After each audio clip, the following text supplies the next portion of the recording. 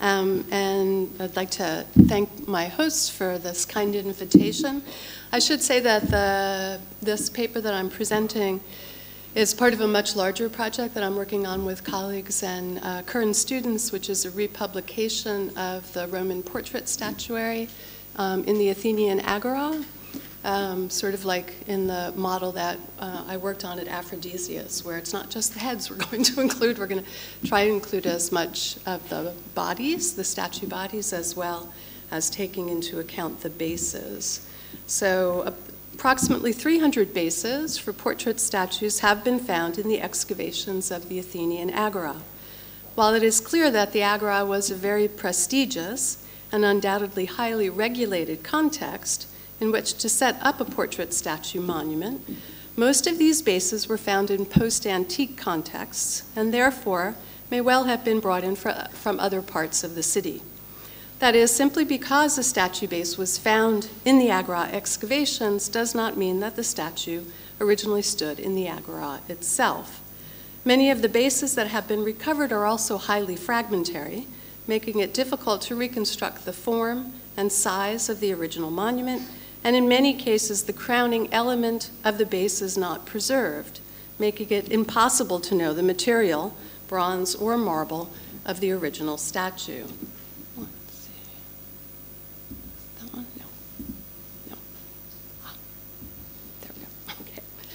Given these interpretive and contextual problems, I focus here on 4 statue bases that we have good reason to believe were set up in the City Eleusinion, an important sanctuary in use from at least the 6th century BC into the later 4th century AD, with a long history of portrait statue dedication and display. 2 of the bases were for statue monuments set up in the 4th century BC, when votive portraits first begin to be set up in the sanctuary. 2 were for statue monuments set up in the later Hellenistic period, when dedicatory practices, who was honored and for what reasons, appears to change, at least in this sanctuary. These 4 bases are broadly representative of the kinds of portraits set up in the City Eleusinion. They represent a range of monument formats and probably supported both marble and bronze statues. The portrait statues themselves also commemorated a range of subjects and were set up both by private individuals and public groups. I explore who was honored by these statues and by whom, and how dedicatory practices, the format of the bases, and the information provided in the inscriptions changed between these 2 periods. Finally, while none of the many statue bases from the City Eleusinion were found in situ, I offer a hypothetical reconstruction of how the portrait statues may have been arranged within the sanctuary in relation to the extant buildings and other votive offerings.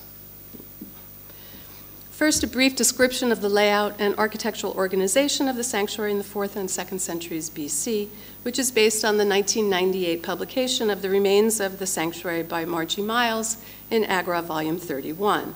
Located on a series of terraces above the Agora proper and along the Panathenaic Way, only a small part of the sanctuary has been excavated.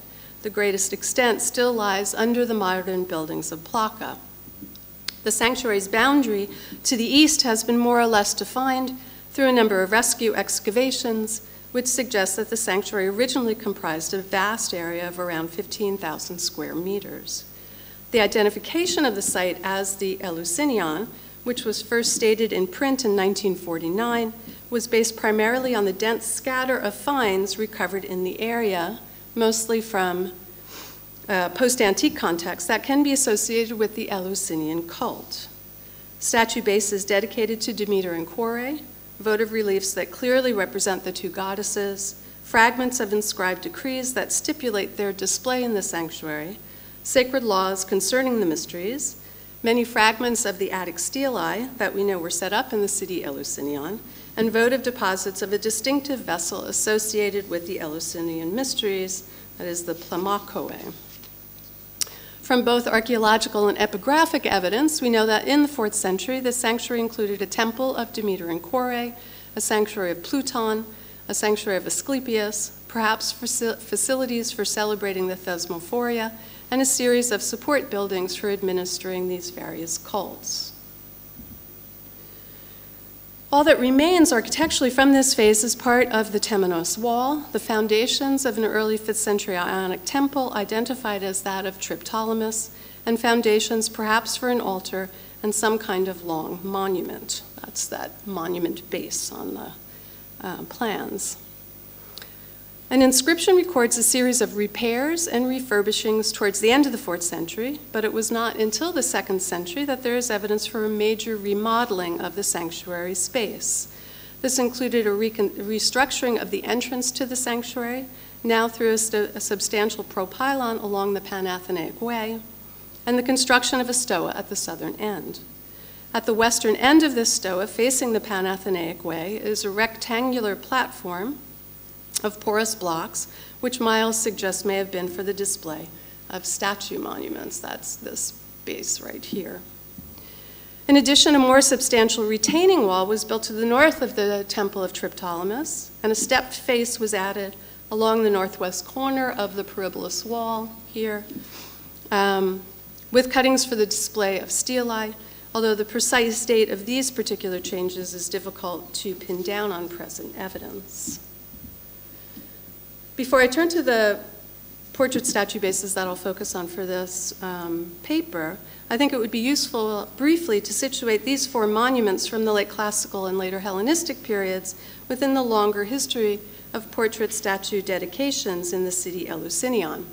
Statue bases make up the majority, around 80%, of the inscribed monuments associated with the sanctuary. While figural votive reliefs begin to be set up in the sanctuary in the later 5th century, the dedication of portrait statues begins around the mid-4th. Preserved from the 4th century are bases for around 5 double statue monuments and 5 bases for single statue monuments.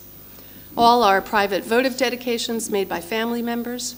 Many of these bases were also signed by their sculptors, and these signatures show that some of the most famous artists of the 4th century, including Praxiteles and Cephisodotus, were making portrait statues for the sanctuary. After a steep drop-off in dedications in the 3rd century, when we have only a single base for the statue of Dadukos, activity returns in the 2nd century. When we have evidence for both private and public portrait dedications. Sculptor signatures, however, mostly, although not completely, disappear. After the sack of Sulla, most of the portrait activity seems to shift to Eleusis, where many more statue bases are preserved.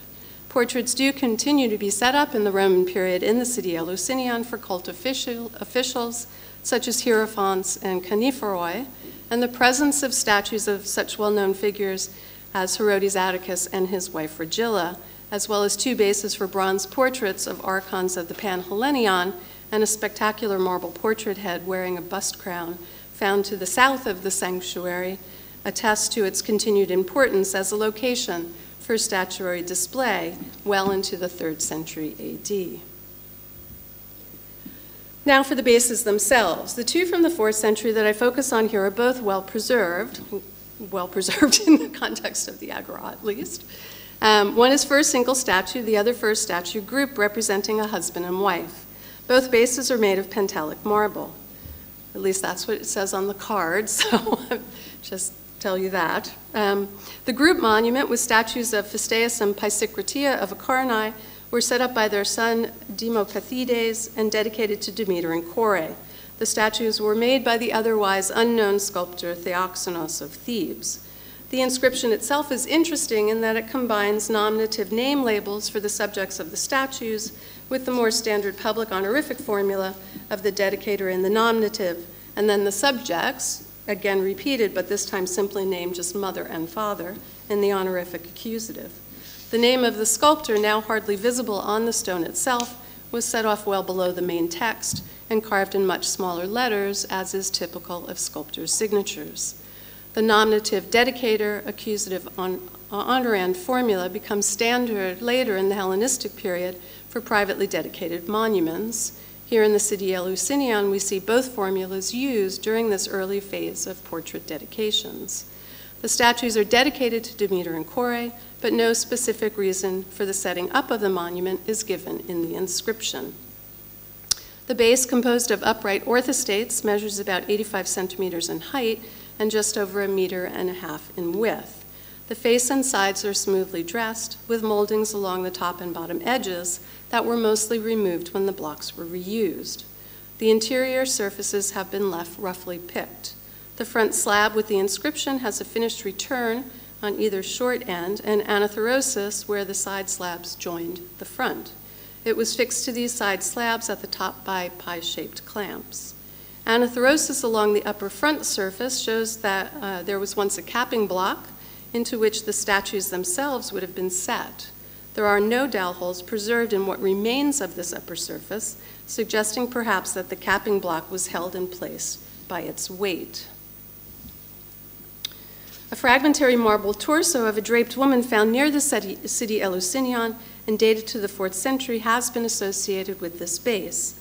At a preserved height of 1.44 meters, the statue is certainly of the right scale for the base, and the fact that the statue turns its head to the proper right, shown by the slight creases on the right side of the neck, which you probably can't see in that photograph, suggests that in addition to chronology and scale, the association has merit. The statue of Pisistratia stood on the left side of the base, and we might expect the figure to look towards the right, in other words, towards the center of the composition, and the statue of her husband.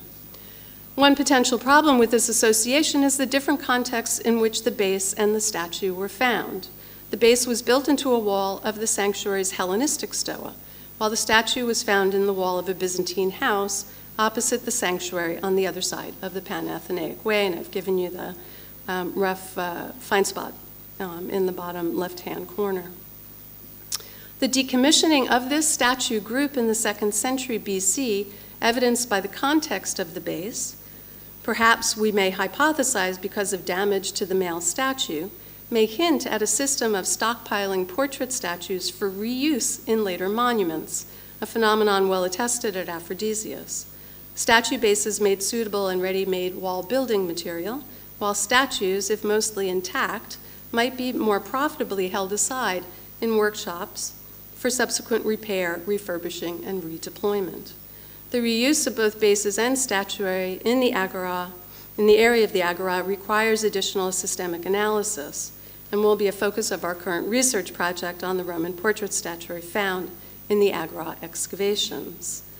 I will only point out that there is very little evidence for the reuse through reinscription of statue bases either in the City Eleusinion or, I think, at Eleusis itself, which is in stark contrast to the evidence from the Acropolis. The base for the single statue from the City Eleusinion supported the well-known portrait of Archippe, daughter of Cleogonos of Axone, made by the sculptor Praxiteles. The statue was set up in the later 4th century by the girl's mother, who was also named Archippe. The base was found lying face up in a Byzantine wall, south of the City Eleusinion and east of the post-Herulian wall. As preserved, the base stands 73 centimeters in height, 53 centimeters at its widest point across the front, and 49 centimeters deep. The base tapers ever so slightly, and there are moldings at both top and bottom all around the base, which have mostly been chiseled off, presumably to facilitate reuse. There are small protruding bosses on either side of the base towards the bottom that have also been partly removed. The front and sides of the base are smoothly finished, while the back is more roughly picked. I will say, for such a famous base, the fact that this is in the basement of the agora next to a bunch of buckets and behind a table is a little bit surprising. But there it is. That's why the pictures are a little bit strange. The top of the base is finished flat, with some claw chisel work still visible, but there are no cuttings on the top either for the attachment of a statue or a crowning course. Eileen Ajoutian suggested the base had a crowning course into which the statue would have been set, which is now missing, while T. Leslie Shear Sr. thought that the plinth of the marble statue simply rested on the top of the base in its current form. Ajoutian's suggestion is surely the right one, given the fact that when we do have marble statues and bases preserved together, the plinth of the statue is countersunk into the top of the base, further anchored into place by lead or perhaps by mortar. Whether the statue that stood on this base was marble or bronze is not knowable on present evidence. Here I should also note that Archippus' inscription mimics the public honorific formula that names the subject of the statue in the accusative and the dedicator in the nominative. The dedication of a statue by a mother alone to her daughter is somewhat unusual in classical Athens, although an altogether appropriate votive for the sanctuary of the two goddesses. Indeed, a second statue of a daughter, Sheila of Sunion, was set up by her mother, Philia, also in the City Eleusinion, and made by another famous late classical sculptor, Cephisodidus the Younger. This space is a double portrait statue monument, but the proper right-hand inscription is completely effaced, so we do not know who was represented in that second statue. The bases that date to the Hellenistic period show a number of significant changes. Hymetian marble mostly replaces Pentelic as the default material of most bases. Sculptors' signatures seem mostly to disappear, although the fact that they are now included on separate blocks and are not included on the main shaft as they had been in the classical period and as we see on Delos in the Hellenistic period may obscure their prominence. While the monuments of the 4th century are typically associated with the sanctuary through the inclusion of the goddesses' names in the dedicatory inscriptions, in the Hellenistic period, the base inscriptions now tend to explicitly name the religious role or cultic office the subject had performed. Most of the statue dedications continue to be made by family members, but the Boule and the Demos also now dedicate portrait statues in the sanctuary. An early example of this change in practice is provided by the base for the statue of a girl that was found in 1938, built into the northwest corner of the Church of the Hippoponti. The portrait subject was honored by the Demos and the Boule for her service as hearth initiate, Coniferos to Apollo in the Pythias, and Coniferos in the Panathenaea, each role inscribed at the center of 3 beautifully carved crowns. Below the lower centrally placed crown is the additional information, quote, during the priesthood of Abrilis, daughter of Mikion of Kephissia, unquote. So that's, I don't know if you can see that in here, but that's what's down there and down there. While Geoghegan associated Abrilis' priesthood with the Panathenaea, and Joan Connolly connected it to the subject's turn as hearth initiate, Stephen Tracy is, I think, surely right that the Abrilis priesthood dates the setting up of the monument and not any individual cultic role performed by the subject. Tracy further suggests that the Pythias referenced is the one that took place in 138-7 BC, and that the monument therefore would have been set up shortly afterward.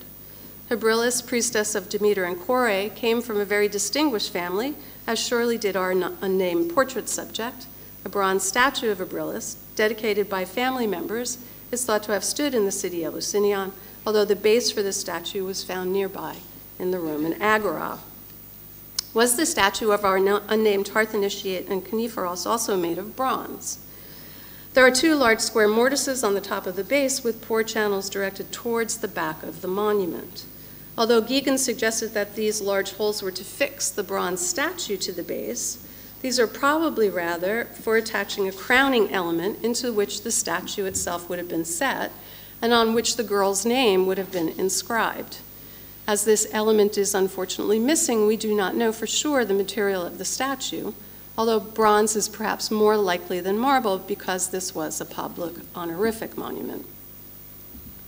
Oh, that's out of, there we go. Okay. A bronze statue certainly stood on the low base for Syndromos, son of Callicratides of Styria, a monument set up by the Boule and the Demos in the late 1st century BC in honor of Syndromos' role as Ogonothetes of the Eleusinia.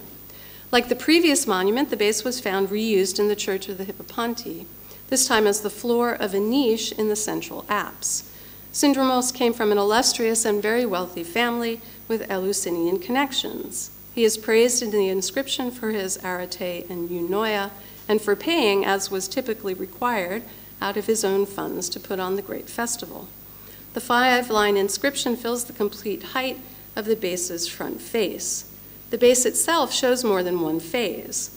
On the bottom, which is the bottom right there, are two large footprints for attaching a bronze statue that seem never to have been used, as there are no tenons for the statue's attachment.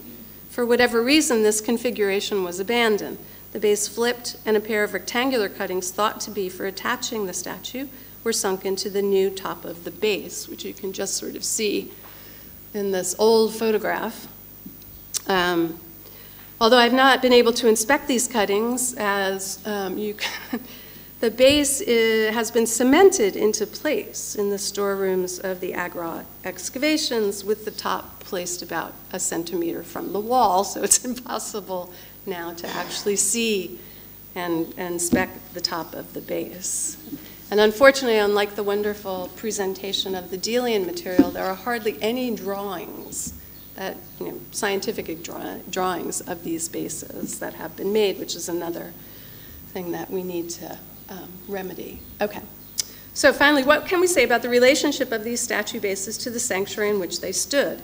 As none of these bases was found in situ, I offer here a hypothetical reconstruction of their placement in Trimble's SketchUp, reusing, as some of you might notice, the models from the Dillon article of a couple of years ago. And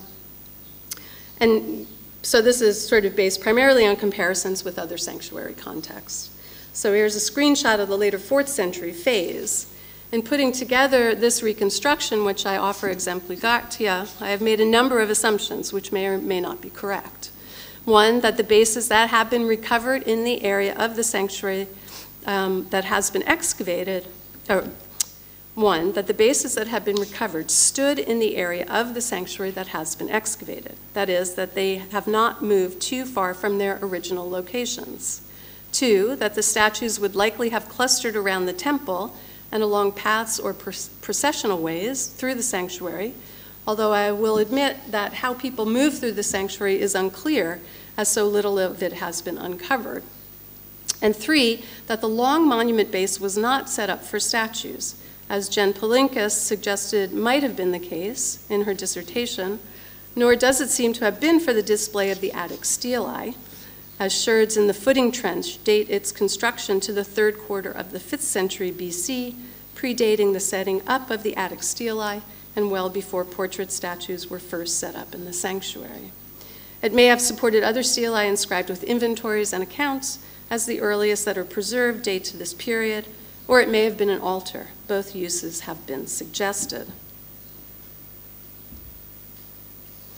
The renovation of the sanctuary in the 2nd century saw the building of a stoa on the south end and the reorientation of the propylon to the sanctuary on its western side along the Pan-Athenaic Way.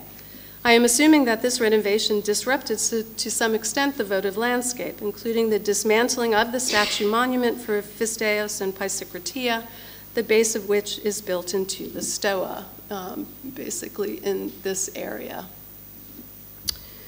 In this phase, we now have 3 or 4 certain locations for statue bases. So on the platform, right, facing the Pan-Athenaic Way, at the western end of the stoa, and just inside the propylon, I'm not sure you can see this very well, but there are monument foundations basically just inside the propylon, which unfortunately don't appear on any of the reconstructed plans of the sanctuary.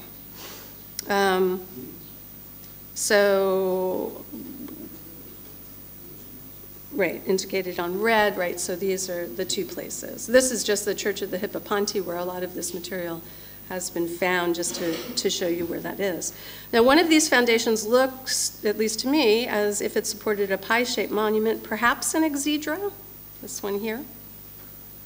A statue base type well known from Hellenistic Delos, but one that is thought not to occur in Athens itself. I haven't had a chance this summer actually to go up to this area of the City Eleusinion because it has been shut since I have arrived in Athens, and it doesn't look like it's going to open. Okay. So I've reconstructed an additional pie-shaped exedra, the one you see here, on the platform at the west end of the stoa as the right-hand wing of such a monument, signed by the sculptor Demetrius, son of Philon of Petalia, was found rebuilt into the east face of the post-Herulian wall just above this platform. At 1.5 meters, the monument is too deep to fit on the foundations inside the sanctuary. The orientation of such a base facing the Panathenaic Way is reminiscent of the many exedrae along the Dromos of Delos and reminds us that these kinds of monuments may not, in fact, be missing from the statue landscape of Hellenistic Athens, as is sometimes assumed, although, as I said, this requires more research, actually looking at the base. Finally, we should note that the votive reliefs and statues of the classical period continued to stand in the sanctuary well into the Roman period. The votive statue landscape would also have included objects in both marble and bronze displayed side by side. The potential aesthetic effects of these century-old sculptures, the potential that these century-old sculptures may have had on the portrait statues of the Roman period is an important area of future research. Thank you.